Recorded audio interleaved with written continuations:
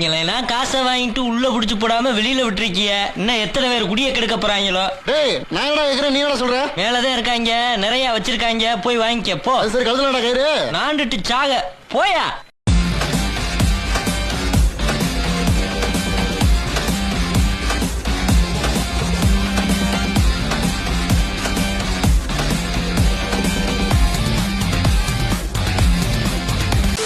வணக்கம் கிரிக்கெட் ரசிகர்களே, welcome back to Tamil cricket trolls with you Vel Prajan. இன்னைக்கு வந்து நம்ம இந்த லாஸ்டா Mumbai Indians playoff qualify ஆயிருக்காங்க, டிசியை பீட் பண்ணி. அதை பத்தி தான் பார்க்க போறோம். ஃபர்ஸ்ட் ரகுமான் டிவிலியர்ஸ், கங்க்ராட்ஸ், உனக்கு சரியான வேட்டை போல. ப்ரிடிக்ஷன்லயும் நல்லா பண்ணிட்டேன். இங்க நம்ம ஸ்கோர் கார்ட்லயும் ஃபர்ஸ்ட்ல இருக்க. ஆர்சிபியும் பிளே ஆஃப் வந்துருச்சு. ஒரே கொண்டாட்டம் தான் போல இந்த சீசன். கொண்டாட்டம் தான்.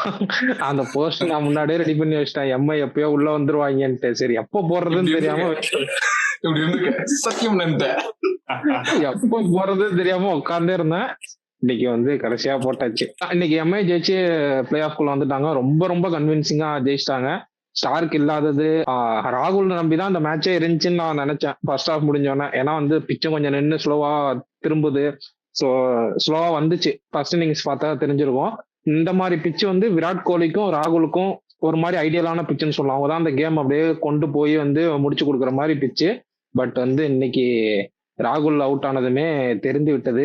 இததான் லாஸ்ட் கேம் சொன்னேன். ஆக்சுவலா இந்த மாதிரி ஒரு சேஸ் 180 பிளஸ் சேஸ ராகுல் வந்து ஆங்கர் பண்ணி ஆடி இருந்தா நல்லா இருந்திருக்கும்ல. கொஞ்சம் அக்ரெசிவ் ரோல் எடுத்ததுனாலதான் விக்கெட் போயிருச்சு. கொஞ்சம் ஆங்கரிங் ரோல் நீங்களே யோசிச்சு பாருங்க. ஆங்கரிங் ரோல் ஆடிந்தா இன்னும் கொஞ்சம் பெட்டரா முடிஞ்சிருக்கும்ல. ஜெயிக்கிறாங்களோ இல்லையோ, க்ளோஸா வந்திருப்பாங்களா இல்லையா கேஎல் ராகுல் கடைசி வரைக்கும். அது நான் அக்செப்ட் பண்ணிக்க மாட்டேன். ஏன்னா வந்து எம்ஐக்குமே ஃபர்ஸ்ட் ஸ்டார்டிங்ல வந்த ஸ்கோர் வந்து பவர் பிளேல தான் வந்துச்சு. பவர் பிளேல தான் திடீர்னு அடிச்சாங்க கடைசியா. எஸ், அதுக்கப்புறமேட்டு சூரியகுமார் செட்டில் ஆகி அடிச்சாரு, நான் இல்லைன்னு சொல்ல. அதுக்கப்புறம் பால் ஹோல்ட் ஆகி திரும்புதுங்கும் போது பவர் பிளேலே உன்னால வந்து முடிஞ்ச அளவுனா அட்லீஸ்ட் ஒரு 50 ரன்ஸ் கிட்ட ஸ்கோர் பண்ணி வச்சுக்கணுங்கிற இன்டென்ஷன்ல ஆடினாங்க. அது கரெக்ட். விக்கெட் போயிருச்சு, அதுக்கு ஒன்றும் பண்ண முடியாது. யாராவது ஒரு எண்ட்ல மும்பை பவர் பிளேலையும் பார்த்தோன்னா 53 ஸ்கோர் பண்ணியிருந்தாங்கன்னு நினைக்கிறேன். டிசியுமே ஓரளஸ் இவர் அடிச்சதுனால, விபி வந்து அடிச்சதுனால ஆல்மோஸ்ட் வந்துட்டாங்க, 50 வந்துட்டாங்க. பட் விக்கெட் தாங்க ஒரு பெரிய மீனிங்கா சொல்ல. அதான் சொன்னேன், யாராவது ஒருத்தர் கொஞ்சம் டாப் ஆர்டர்ல ஆங்கரிங் இன்னிங்ஸ் ஆடி இருந்தா கொஞ்சம் பெட்டரா இருந்திருக்கும். இன்னைக்கு கொஞ்சம் டஃபாவது கொடுத்துருப்பாங்க. ரொம்ப ஈஸி வின்னா போயிடுச்சு எம்ஐக்கு. அதான் இன்னைக்கு மேட்ச் ரிசல்ட்னு பாக்குறப்போ வந்து டெஃபினட்டா இட் டிட் கோ தேர் வே தான். பட் ஆனா அப்ரோச்னு பாக்குறப்போ என்ன பொறுத்த வரைக்கும் அது ரைட் அப்ரோச் தான். ஏன்னா நான் சொல்ற மாதிரி மிடில் ஓவர்ஸ்ல வந்து கேம் கம்ப்ளீட்டா பவுலர்ஸோட கண்ட்ரோல்ல இருக்குங்கிறப்போ மேக்ஸிமைஸ் பண்ணும் பவர் பிளே அப்படிங்கறத ஒரு டீம் ஃபோக்கஸ் பண்ணுவாங்க. கேஎல் ராகுல் ஓப்பனிங் ஆடுறதுலாம் அது ஃபைன் தான். லாஸ்ட் மேட்ச் செஞ்சுரி அடிச்சாரு, இந்த மேட்ச் ஃபெயில் ஆயிட்டாரு, இல்லை ஓகே. பட் அதான் அவங்க மேபி என்ன பேக் ஆஃப் த மைண்ட்ல இருந்து அந்த மிடில் ஆர்டர் டிசிஷன் எடுத்திருப்பாங்க அப்படின்னா, கேஎல் ராகுல் இப்போ இன்கேஸ் இந்த மாதிரி ஸ்டார்ட் ஆடுறப்போ இன்கேஸ் அவரோட விக்கெட் போயிருச்சுன்னா மொத்த டீம்ல மிடில் ஆர்டர் ஹோல்ட் பண்ண ஆளே இல்ல அப்படிங்கிறது மேபி அவங்க ஃபர்ஸ்ட் ஒரு மைண்ட் செட்ல தாட்ல இருந்திருக்கும் அப்படிங்கிறது என்னோட ஒரு இதுதான். பட் நம்ம நிறைய இஃப்ஸ் அண்ட் பட்ஸ் பேசலாம். But still last match KL ராகுல் showed what is capable of as an opener. So அதனால அதெல்லாம் அந்த டிசிஷன் வந்து நம்ம எதுவுமே சொல்ல முடியாது.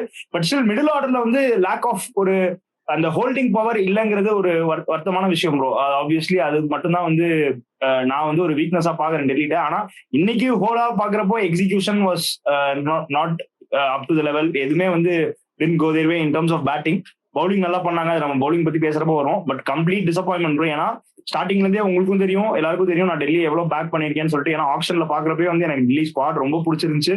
நான் ரொம்ப ரசிச்சேன் அந்த ஸ்குவாடை. பவுலிங் ரொம்ப நல்லா எடுத்திருந்தாங்க ஆப்ஷன் பிக்ஸ் எல்லாமே. ஸோ நான் ஹோல் ஹார்ட்டடா மனசார நான் டெல்லியை பேக் பண்ணேன். கண்டிப்பா நல்லா பண்ணணும்னு நினைச்சேன். அது எனக்கு உண்மையாவே ஒரு வருத்தம், டிசப்பாயின்மெண்ட். ஃபர்ஸ்ட் மும்பை இந்தியன்ஸ் வந்து பேட்டிங் ஆடினாங்க. டாஸ் ஜெயிச்சு ரெயின் ஃபோர்காஸ்ட்லாம் இருந்ததாலே வந்து டாஸ் ஜெயிச்சாலும் ஆப்வியஸா தெரிஞ்சிருச்சு பவுலிங் தான் எடுக்க போறாங்க அப்படின்ட்டு. ஸோ வந்து மும்பை ரிக்கல்டன் இன்னைக்கு கொஞ்சம் நல்ல ஸ்டார்ட் கொடுத்தாரு, 18 பால் 25. பட் ஸ்டில் மேட்ச் பார்த்தவங்களுக்கு தெரிஞ்சிருக்கும், கொஞ்சம் நல்லா ஆடிட்டு இருந்தாரு. அந்த ஸ்ட்ரைட்லாம் 6 அடிச்சாரு, ஒரு 2 6 அடிச்சாருன்னு நினைக்கிறேன். அதெல்லாம் பார்க்கவே நல்லா இருந்துச்சு, சூப்பரா ஆடினாரு. ரோஹித் சர்மா இன்னைக்கு ஒரு 4 அடிச்சாரு, அதுக்கப்புறம் அவுட் ஆயிட்டாரு. அப்புறம் வில் ஜாக்ஸ் வந்து இன்னைக்கு ஒரு நல்ல கான்ட்ரிபியூஷன், 13 balls 21. அப்புறமேட்டு மேட்ச் வந்து ஹோல்டு பண்ணது வந்து சூரியகுமார் யாதவும் திலக் வர்மாவும் தான். அந்த பேஸ் வந்து நல்லா விப்ராஜுக்கெல்லாம் பால் வந்து 6.9 டிகிரி திரும்பிச்சு. அதுல போட்டு காமிச்சாங்க. அந்த அளவுக்கு வந்து நின்று இப்படி திரும்புறதெல்லாம் வந்து நின்று அந்த இடத்துல கன்சால்டேட் பண்ணி அவங்களால தெரிஞ்சிருச்சு கடைசியா நம்ம ஆக்சலேட் பண்ணிக்கலான்ட்டு லாஸ்ட் 2 ஓவர் வச்சு அடிச்சிட்டாங்க. சூப்பரா ஆனார் சூரியகுமார் யாதவுக்கும் ஸ்பெஷல் கிரெடிட்ஸ் கொடுத்து அவனுக்கு 43 பால் 73 வந்து ஒரு கட்டம் வரையும் 2 பால் கிட்ட தான் இருந்துட்டு இருந்தாரு. அதுக்கப்புறம் ஆக்சிலேட் பண்ண வேண்டிய டைம்ல வந்து ஃபுல்லா அந்த கடைசி 2 ஓவர் போட்டு பிரிச்சிட்டாங்க. ஹர்திக் பாண்டியா இன்னைக்கு ஒரு ஃபெயிலியர் தான். 6 பால் ஆடினாரு. ஒரு ஃபுல் ஃபேஸ் ஆஃப் பேட்ல வந்து நின்று வரும்போது நேரம் ஆட போறேன்ட்டு கேட்ச் ஆகி அவுட் ஆயிட்டாரு. அதுக்கப்புறம் வந்துட்டு நமந்தீருக்கு ஸ்பெஷல் கிரெடிட்ஸ். 8 balls 24. அவர் தான் வந்து அந்த அக்ரெசிவ் ரோல வந்து கடைசியா ரெண்டு ஓவர் இருக்கும்போது ஆக்சிலரேஷன் பட்டன்ல வச்சு அழுத்தினாரு. அதுக்கப்புறம் ஃபாலோட் பை சூரியகுமார் யாதவ் கம்ப்ளீட்டா அடிச்சு ஃபில் பண்ணி கொடுத்தாரு. பட் நமந்தீர் தான் அந்த ஒரு புஷ் கொடுத்தாரு. ஸோ வந்து கம்ப்ளீட்டா வந்து ஒரு 150 160 அந்த ரேஞ்சில் நினைச்சுக்கிட்டு இருந்த ஸ்கோர். பட் 180 வந்து முடிச்சதெல்லாம் ரொம்ப ஹேட்ஸ் ஆஃப் தான், அதுவும் இந்த பிச்சில். நீ சொன்ன மாதிரி நமந்தீருக்கு ஒரு பெரிய கிரெடிட்ஸ் கொடுத்தே ஆகணும். ஏன்னா எல்லாரும் ஸ்ட்ரகிள் பண்ணிட்டு இருந்தப்ப இவர் வந்த உடனே ஆக்சிலரேட் பண்ணணுன்ற ஒரு இதுல இருந்தாரு, ஒரு மோட்டிவ்ல இருந்தாரு. அது நல்லாவும் பண்ணாரு. ஆக்சுவலா அவர் ஒரு கரெக்டான டைம்ல ஆக்சிலரேட் பண்ணதுனாலதான் சூரியகுமார் யாதவ் மேலேயும் ஒரு ப்ரெஷர் இருந்தது வந்து போச்சு. ஏன்னா ஆப்போசிட் சைட்லயும் சப்போர்ட் இருக்கும்போது அவராலையும் கரெக்டா அந்த கரெக்டா கொண்டு போக முடிஞ்சது. ஃபைனல் ஓவர்லாம் பயங்கரமா ஸ்கோர் பண்ணார் சூரியகுமார் யாதவ். ஸோ நம்ம நமந்தீருக்கும் ஈக்குவல் கிரெடிட்ஸ் கொடுத்தாகணும். ஏன்னா எல்லாருமே சூரியகுமார் யாதவ் பத்தி பேசதான் போறாங்க. நமந்தீர் பத்தி பேசுறதுக்கு தான் பெருசா யாரும் பேச மாட்டாங்க. அவரும் கன்சிஸ்டன்டா அந்த சீசன் பெர்ஃபார்ம் பண்ணிட்டே இருக்காரு. நம்பர் 3ல ஒரு கேம் வந்தாரு. அந்த கேம் செமையான விளையாண்டாரு. இப்போ எண்ட் ஓவர்ஸ்லயும் நல்லா விளையாடுறாரு. ஆக்சுவலா ஃபீல்டிங்லயும் பயங்கரமா பண்ணாரு. இன்னைக்கு ஒரு சேவ் பார்த்திருப்பீங்க. ஆக்சுவலா சரியான சேவ். அதெல்லாம் வந்து அன்பிலீவபிள். ரொம்ப சரியான டிஸ்டன்ஸ்ல இருந்து வந்தாரு. கரெக்டா கவர் பண்ணி சேவ் பண்ணிட்டாரு. ஸோ ஃபீல்டிங்லயும் பயங்கரமா பண்றாரு. கேச்சஸ் கூட நேத்து நான் ஒரு ஸ்டாட் பார்த்தேன். மோஸ்ட் கேச்சஸ் வந்து அவர் தான் எடுத்திருக்காரு ஃபீல்டிங்ல. அவரும் ஹிட்மேரும் 12 கேச்சஸ். ஸோ ஃபீல்டிங்லயும் நல்லா பண்றாரு. பவுலிங் வந்து எம்ஐ ட்ரை பண்ணல, வில் ஜாக்ஸ் இருக்கனால. ஸோ நமந்தீர் ஒரு கம்ப்ளீட் பிளேயரா தெரியுறாரு ஃபியூச்சருக்கு. நம்ம அப்படியே டெல்லி பவுலிங்க்கு வந்தோம்னா ஸ்டார்டிங்ல கொஞ்சம் நல்லாவே போட்டாங்க. முகேஷ் குமார் வந்து ஸ்டார்டிங்ல கொஞ்சம் நல்லா போட்டாரு. மேட்ச் போன போக்குல வந்து. அதுக்கப்புறம் சமீராவுமே ஸ்டார்டிங்ல கொஞ்சம் நல்லா போட்டு இருந்தாரு.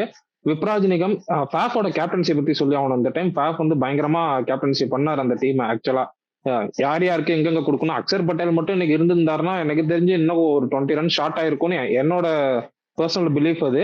பட் ஸ்டில் இருக்கிற ரிசோர்ஸ் வச்சு பயங்கரமா ரொட்டேட் பண்ணாங்க. விப்ராஜ்லாம் வந்துட்டு அந்த 11-12 ஓவர்ஸ்ல விப்ராஜோட 4 ஓவர் கோட்டா முடிச்சுட்டு குல்தீப் யாதவ் மட்டும் 2 ஓவர் வச்சிருந்து அதை சூப்பரா யூஸ் பண்ணாரு ஃபேஃப். எஸ், லாஸ்டா வந்து இந்த ஸ்டார்க்கோட வேகன்சி நல்லா தெரிஞ்சது. அந்த இடத்துல ரன் போகும்போதெல்லாம் ஸ்டார்க் இருந்திருந்தாருன்னா நிறுத்திருப்பாரோ அப்படிங்கிற ஒரு தாட் வந்துட்டே இருந்துச்சு.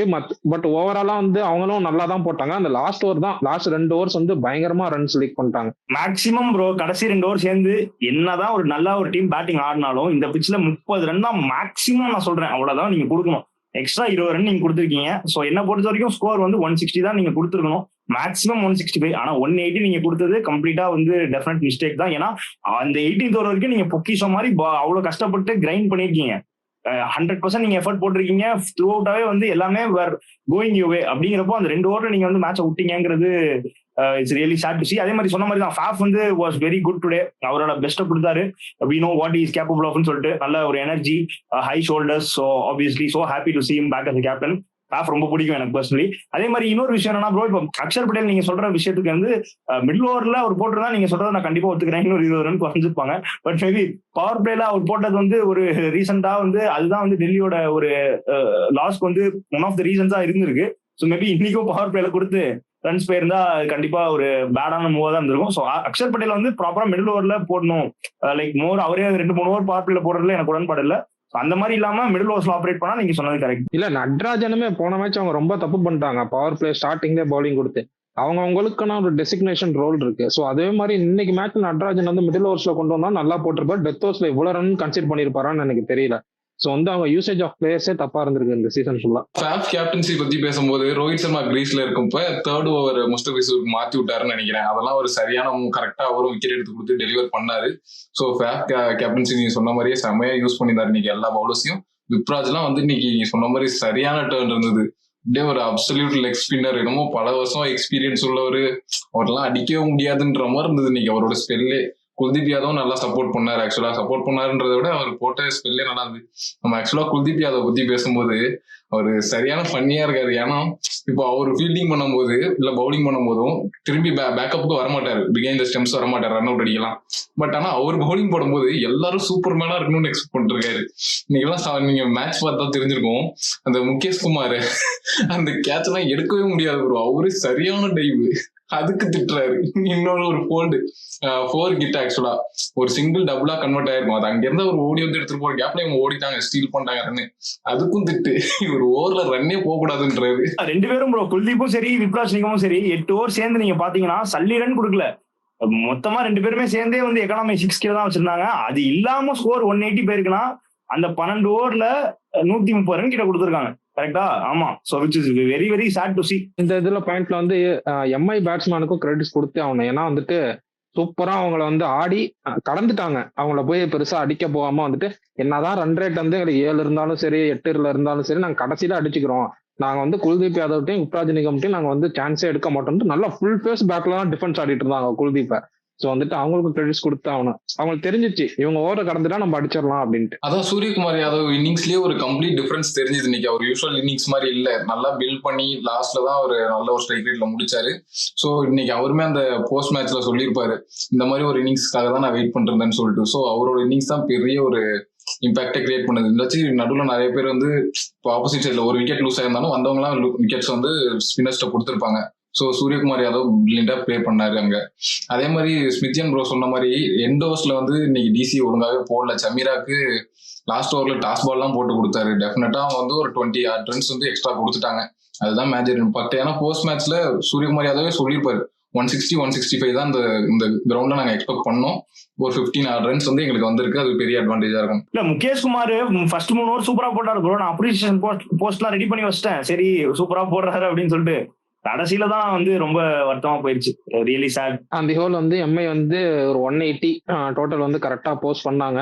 181 டார்கெட்டுங்கும் போதே தெரிஞ்சிருச்சு யாராவது ஃபேஃபோல் கேஎல் ராகுலோ அக்சர் பட்டேல் இல்லாதனால ஃபேஃபோ இல்லை கேஎல் ராகுலோ வந்து அவங்களுக்கு ஏதாவது பெருசா மாட்டினாதான் இந்த மேட்ச் ஜெயிக்க முடியும்னு. அதே மாதிரி தான் நடந்துச்சு. எல்லாம் கொஞ்சம் ரொம்பவே சொதப்பலான பேட்டிங்கு. கேஎல் ராகுல் வந்து ஒரு 6 balls 11, ஃபேஃப் டுப்ளசி 7 balls 6.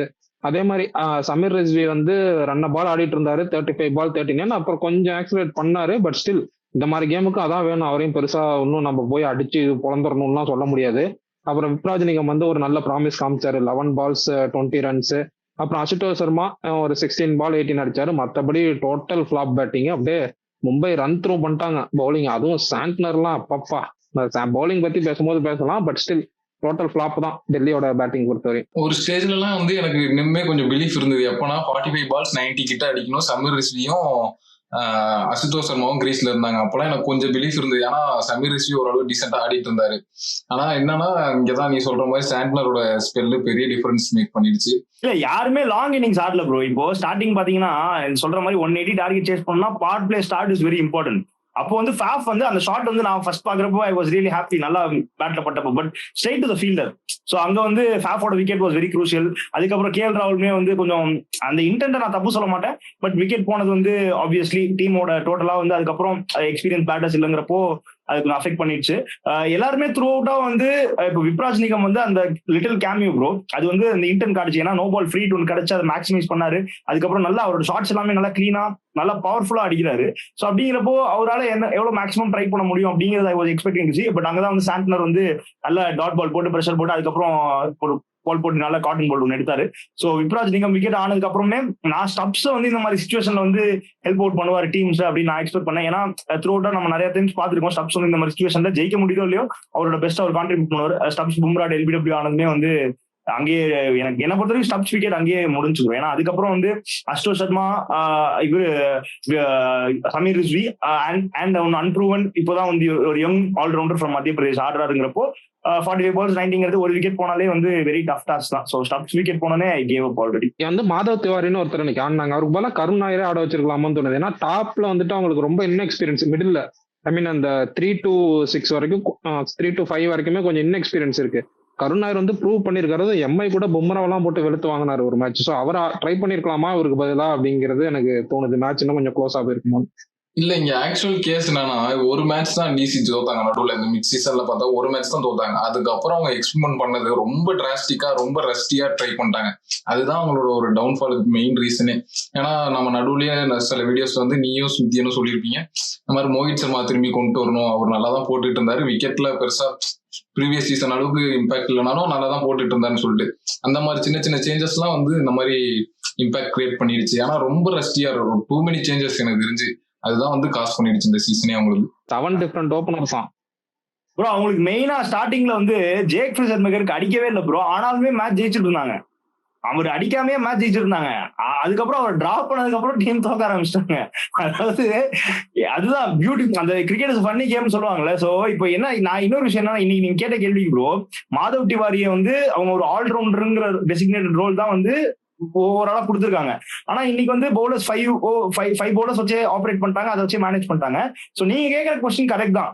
நீங்க வந்து அவர் பேட்டரா ஆடுறாங்க அப்படின்னா நீங்க டெஃபினட்டா கருண் நாயரே ஆடலாம். ஏன்னா மிடில் ஓவர்ஸ்ல கொஞ்சம் அவரு கொஞ்சம் கொண்டு போய் கேம் ஆடி கொடுக்குற கேப்பபிலிட்டி இருக்கு. இந்த மாதிரி பிச்சர் நல்லாவே ஆடுவார். Plus Madhav Tiwari அன்ப்ரூவன் commodity youngster, இவ்வளவு ஒரு ப்ரெஷர் கேம்ல வந்து மேபி கொஸ்டின் மார்க் தான். கருண் நாயர் வந்து ஃபார்ம் டிப்பு ப்ரோ. அந்த மும்பை மேட்ச்க்கு அப்புறம் பாத்தீங்கன்னா வரிசையா ஒரு 4-5 மேட்சஸ் வந்து ஒழுங்காவே கிளிக் ஆகல. பட் என்ன பொறுத்த வரைக்கும் நீங்க மேட்ச் கண்டிப்பா மாதவ் திவாரிக்கு பதில் ஆடி இருக்கலாம், அதுல நான் உடன்பாடு எனக்கும் இருக்கு.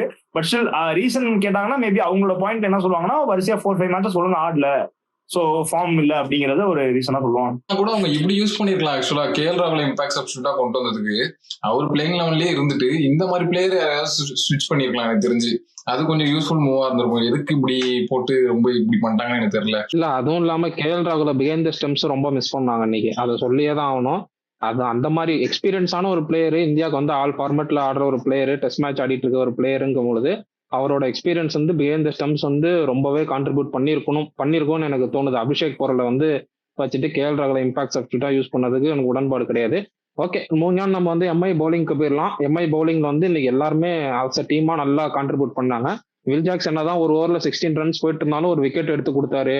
அப்புறம் Jasprit Bumrah time and again prove பண்ணிட்டாருன்னு சொல்ல முடியாது, டைம் அண்ட் அகைன் பெர்ஃபார்ம் பண்ணிட்டே இருக்காரு. 12 runs 3 wickets. Pick of the பவுலர்னா என்ன பொறுத்தவரையும் சாண்ட்னர் தான். டீ போட்டு செம்ம திருப்பிட்டாரு, அப்படியே நின்று பால் அப்படியே ஸ்கொயரா திரும்புது. ஸோ வந்து அன்பிளேயபிளா போட்டாரு. 4 overs 12 ரன்ஸா 11 ரன்ஸா 4 overs 11 ரன்ஸ் 3 விக்கெட்ஸ் எடுத்தாரு. செம பவுலிங். தீபக் சகருமே எனக்கு டீசெண்டா போட்டாரு. பட் ஸ்டில் எனக்கு ஏன் ஹர்திக் பாண்டியா பவுலிங்கே போட மாட்டாருன்னு தெரியல. அவரு தீபக் சகருக்கு அந்த மிடில்லையோ லைக் 10th ஓவருக்கு மேல ஒரு ஓவர் கொடுத்தாங்க, மேபி அங்கேயே ஹர்திக் பாண்டியா போட்டிருக்கலாமோ.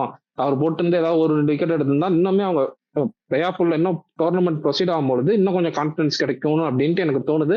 ரீசெண்ட் டைம்ஸ்ல இப்போ நம்மளே பார்த்துட்டு வரோம், நிறைய டீம்ஸ் வந்து இருக்கிற ஃபுல் ரிசோர்சஸ் எல்லாம் யூஸ் பண்ண மாட்டாங்க. இப்போ லாஸ்ட் மேட்சே நம்ம எஸ்ஆர்எச் மேட்ச்ல பார்த்திருப்போம், நிதிஷ்குமார் ரெட்டியால பவுலிங் போட முடியுது, ஆனா அவர் யூஸே பண்ணல through out the season. Last season வேற வழியே இல்லாம தான் யூஸ் பண்ணாங்க. இந்த மாதிரி நிறைய டீம்ஸ் வந்து அப்படி பண்றாங்க. இப்போ இனிஷியல் ஸ்டேஜ்ல ஹர்திக் பாண்டியா போட்டுட்டு இருந்தாரு, கண்டிப்பா போடணும்ன்ற ஒரு இன்டென்ஷன் இருந்ததுன்னா போடுறாருன்ற மாதிரி கொண்டு வராங்க. இப்போ மத்த பவுலர்ஸே நல்லா பண்றாங்க. அதான் அவர் டிசைட் பண்ணாதான் இப்போ மத்த பவுலர்ஸே நல்லா பண்றாங்கன்றப்போ இவர் அந்த ஆப்பர்ச்சுனிட்டி எடுக்க மாட்டாரு, அந்த ஒரு சான்ஸே எடுக்க மாட்டாரு. சோ மத்தவங்களே நல்லா பண்றாங்களேன்ற மாதிரி ஒரு சான்ஸ் எடுக்குமா விட்டுறாரு. இல்ல த்ரூ அவுட்டாவே இந்த சீசன் சொல்ற மாதிரி ஹர்திக் பாண்டியா பவுலிங்ல நல்லா தான் போட்டாரு. ஆனா எனக்கு தெரிஞ்சு ரீசெண்டா எந்த மேட்ச் எனக்கு ஞாபகம் இல்லை, ஆனா ஒரு மேட்ச் சம்மட்டி வாங்கினாரு, போட்டு போலன்னு சம்மட்டி வாங்கினாரு. அந்த மேட்சுக்கு அப்புறம் யோசிக்கலாமா என்னன்னு தெரியல, ஜிடி கூட தான் நினைக்கிறேன். ஏதோ ஒரு மேட்ச் சம்மட்டி வாங்கினாரு. அதுக்கப்புறம் மேபி அது, பட் ஆனா என்ன பொறுத்த வரைக்கும் கண்டிப்பா போடணும் ப்ரோ. ஏன்னா ஒரு ஆல்ரவுண்டர் 1 or 2 overs கண்டிப்பா டெஃபினட்டா போடணும். ஏன்னா கோயிங் இன்டு பிளே ஆஃப்ஸ் கண்டிப்பா சொல்ற மாதிரி அது ரொம்ப ஒரு குரூஷியல் ஃபேக்டரா இருக்கலாம். அந்த வில் ஜாக்ஸ் சொன்னல 16 ரன்ஸ் கன்சீட் பண்ணிட்டாங்கன்னு சொல்லிட்டு இருந்தாலும் அந்த விக்கெட் எடுத்து ஒரு செம இம்பாக்ட் கிரியேட் பண்ணி வச்சிருந்தாரு. அங்க நான் யார் மிஸ்டேக் சொல்லணும்னா ஹர்திக் பாண்டியா தான் மிஸ்டேக் சொல்லுவேன். ஏன்னா ஃபீல்டிங்ல கொண்டு போய் 6 ஃபீல்டர் லெக் சைட்ல நிறுத்தி ஒரு நோ பால் தேவையே இல்லாம நம்ம மும்பை சைடு இருந்த மொமெண்டம் அங்கிட்டு கொடுத்து அங்க ஆரம்பிச்சதுதான் 6-4-4ன்னு அடிச்சு நொறுக்கிட்டாரு விப்ராஜ். ஸோ எனக்கு தெரிஞ்சு வில் ஜாக்ஸ் நல்லா தான் போட்டிருந்தாரு. அவர் கொண்டு வந்த பர்பஸை வந்து கம்ப்ளீட்டா ஃபுல்ஃபில் பண்ணியிருந்தாரு. விக்கெட் எடுத்தாரு, அடுத்து ஒரு டாட் பால் போட்டாரு, நோ பால்னதும் அவ்வளவுதான், அங்கேயே ஓவர் முடிச்சு விட்டாங்க. அதே மாதிரி இன்னொரு விஷயம் ப்ரோ, நம்ம இவரை பத்தி பேசினப்போ கேஎல் ராகுல் வந்து இம்பாக்ட் சப்பா இல்லாம பிளே 11லயே இருந்திருக்கலாம், அதுக்கப்புறம் வந்து நம்ம இம்பாக்ட் பிளேயரா கொண்டு வந்திருக்கலாம். ஐ மீன் இம்பாக்ட் பிளேயரா இல்லாம யாரு வேணுமோ இம்பாக்ட் பிளேயரா கொண்டு வந்திருக்கலாம். நீங்க சொன்ன மாதிரியே என்ன பொறுத்த வரைக்கும் ரோஹித் சர்மாவுமே going into playoff qualifier 1 சரி எலிமினேட்டரும் சரி ஃபீல்ட்ல இருக்கணும், இம்பாக்ட் பிளேயரா இருக்கக்கூடாதுங்கிறது என்னோட தாட். ஏன்னா அவரு மத்த ஃபேக்டர்ஸ் எல்லாம் விட்டுருங்க, ஆனா கண்டிப்பா வந்து ஃபீல்டிங்ல வந்து கான்ட்ரிபியூட் பண்றாரோ இல்லையோ அந்த பிரசன்ஸ் என்ன தேவை, அந்த டிசிப்ளின் பிக் ஸ்டேஜஸ்ல வந்து குரூஷியல் டிசிஷன்ஸ் எடுக்கிறதா இருக்கட்டும், இல்ல போய் பேசுறதா இருக்கட்டும், அந்த மொமெண்டம் இல்ல கான்பிடன்ஸ் எல்லாத்துலயுமே வந்து அவரோட ரோல் வந்து மிகப்பெரிய ஒரு ஃபேக்டரா இருக்குங்கிறது என்னோட பிலீஃப். ஏன்னா இந்தியன் கேப்டன் 2 ICC டோர்னமெண்ட் ஜெயிச்சு கொடுத்திருக்காரு, 5 IPL டிராஃபி ஜெயிச்சு கொடுத்துருக்காருப்போ டெஃபினட்டா வந்து we know what is is வேல்யூங்கிறது. ஸோ கண்டிப்பா என்ன பொறுத்த வரைக்கும் அவர் இம்பாக்ட் பிளேயரா இருக்கக்கூடாது, ஃபீல்ட்ல இருக்கணும். கண்டிப்பா வந்து வெரி யூஸ்ஃபுல் ஃபேக்டரா இருப்பார் ரோஹித் சர்மா. இல்ல இதை நான் அக்செப்ட் பண்ணிக்கிறேன். ஒருவேளை அவரை இம்பாக்ட் பிளேயரா வெளில எடுக்காம இருந்தா யாரை இம்பாக்ட் பிளேயரா வெளில எடுத்திருக்கலாம் அப்படிங்கறதும் எனக்கு தெரியலையே. ஆமா, வேற யாரும் ஆப்ஷனே இல்ல பாருங்க. ரிக்கல்டன் கீப்பரு ஹர்திக் பாண்டியாவை தூக்க முடியாது. வேற யாரை தூக்குவீங்க? நமந்தீர் இல்ல, எல்லாமே நமந்தீரும் பயங்கரமா ஃபீல்டிங் பண்றாரு. இல்ல எல்லாமே நல்ல யாரையும் ஃபீல்டர் தூக்க முடியாது. திலக்கவர்மாவும் டீப்ல தான் இருக்கிறாரு. சூரியகுமார் யாதவ் வாய்ப்பே இல்லை, அவர் தான் லாங்கானு. யாரையுமே எடுக்க முடியாது எனக்கு தெரிஞ்சு. இப்ப என்ன தெரியுமா ஆகும், அவரு ஆக்சுவலா அவரு உள்ள இல்லைனாலுமே வெளியிருந்தும் இந்த இன்ஸ்ட்ரக்ஷன் எல்லாம் கொடுத்துட்டு தான் இருக்காரு. நம்மளே ஒரு மேட்ச் பார்த்தோம், அந்த ஏதோ ஒரு விக்கெட் எடுக்கிறதுக்கு மெயின் இவர் தான். டெல்லி மேட்ச் தான், இதே டெல்லி மேட்ச் தான், ரிவர்ஸ் பிக்சர் பாருங்க. அப்படின்றப்ப அவரு ஆஃப் த ஃபீல்ட் இருந்தாலுமே அதை பண்ணிட்டு தான் இருக்க போறாரு. சோ இந்த டீம்ல ஃபீல்டர்ஸ் எல்லாமே அதான் அவன் சொல்ற மாதிரி எல்லாருமே நல்லா பண்ற ஃபீல்டர்ஸ் தான் இருக்காங்கன்றப்ப வேற வழியே இல்லை, ரோஹித் சர்மா தான் இது பண்ணி ஆகணுன்ற மாதிரி இருக்கு. பட் யா ப்ரோ சொல்ற மாதிரி பவுண்டரி லைன்ல இருந்து he should be keeping keeping on giving instructions. ஏன்னா அதான் the value what he brings to the table is different. He is built different, his mentality is different, his mindset is different. He knows what to do at big stages. மிடில்டனோட wicketkeeping skills பயங்கரமா இருக்கும் bro. இன்னைக்கு கூட controversy ஆச்சு ஆக்சுவலா, அது not அவுட்ன்றாங்க Abhishek borewell. அது உங்க டேக் என்ன ப்ரோ? 100% அவுட் தான் பண்ணுவார்.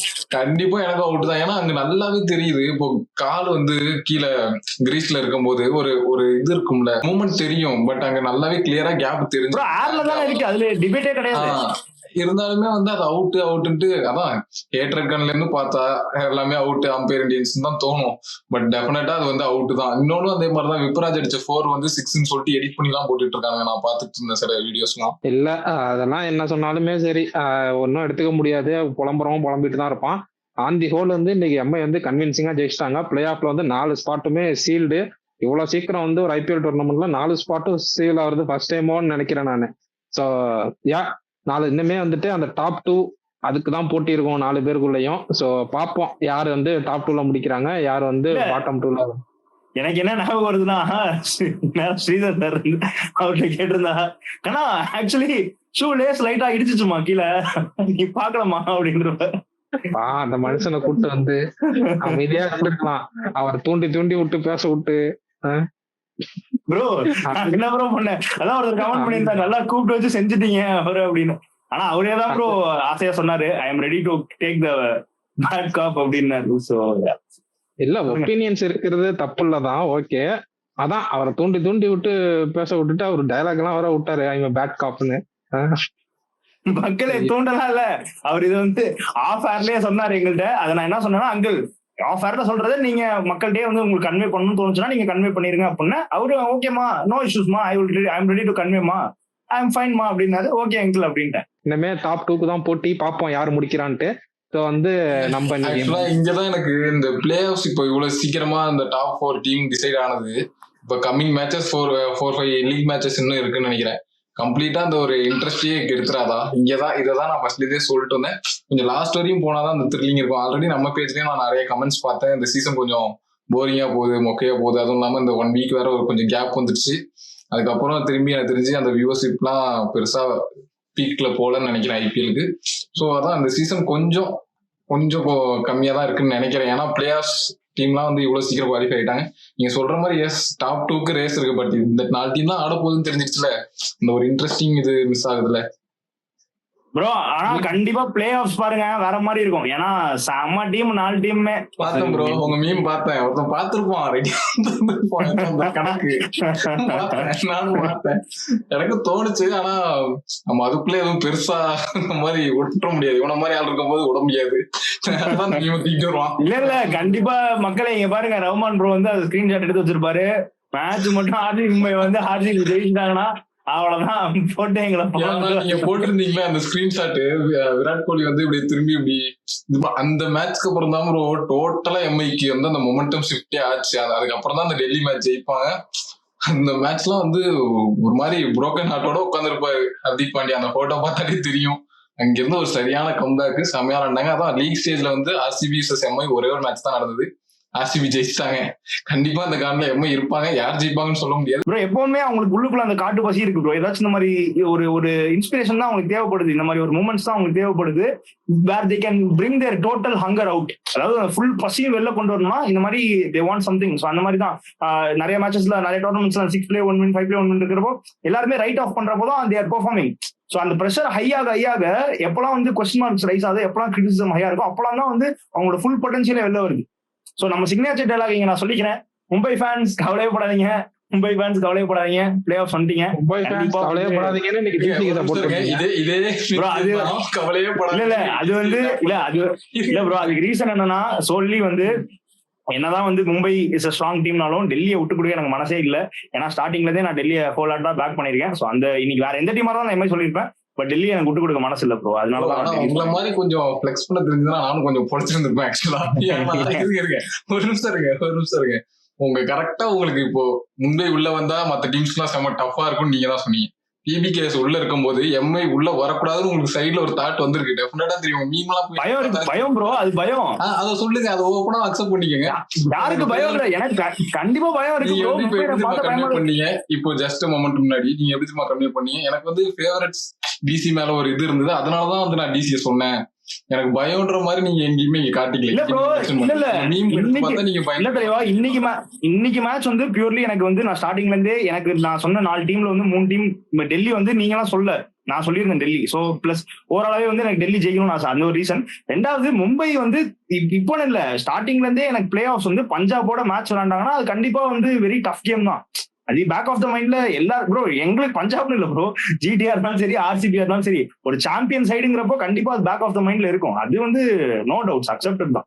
இவனுமே சொல்லியிருக்கான் எம்ஐ வந்து பிளேயர்ஸ் வந்தா கொஞ்சம் டஃபா தான் இருக்கும்னு சொல்லிட்டு. பட் அந்த மாதிரி ஒரு காம்படிஷன் இருக்கிறது தானே ப்ரோ ஹெல்த்தி. எனக்குமே அதுதான் வேணும். அந்த மாதிரி கப்பு ஜெயிச்ச டீம் உள்ள வரக்கூடாது, ஏதாவது புதுசா ஒரு சாம்பியன் வரணும்ன்றப்ப அதான் நான் சொன்ன மாதிரி எனக்கு தெரிஞ்சு இப்ப இருக்க டாப் 4மே நல்ல பொட்டன்ஷியல் உள்ள டீம் தான். ஆர்சிபி இந்த சீசன் நல்லா இருக்காங்க, பஞ்சாபும் செமையா விளாண்டு இருக்காங்க, பிளஸ் எம்ஐயும் வந்து பயங்கர ஸ்ட்ராங்கான டீம். ஜிடி மட்டும்தான் கொஞ்சம் வீக்கர்னு நம்ம சொல்லுவோம். ஆனா அந்த டாப் ஆர்டர் உங்களை எங்கேயுமே போக முடியாது ப்ரோ. அந்த அளவுக்கு அந்த டாப் ஆர்டரே பெர்ஃபார்ம் பண்ணிடுறாங்க. 2 மேட்ச் அகமதாபாத் பும்ரா உள்ள வந்ததுக்கு அப்புறம், பும்ரா எம்ஐக்குள்ள வந்ததுக்கு அப்புறம் அவங்க 2 டீம் தான் ஜெயிச்சிருக்காங்க. ஒன்னு ஆர்சிபி, ஒன்னு ஜிடி. வந்து அந்த டாப் ஆர்டர்ஸ் என்ன மாதிரி பவுலர்ஸா இருந்தாலுமே அவங்க ஆடிடுறாங்க அந்த டாப் ஆர்டர்ஸ்.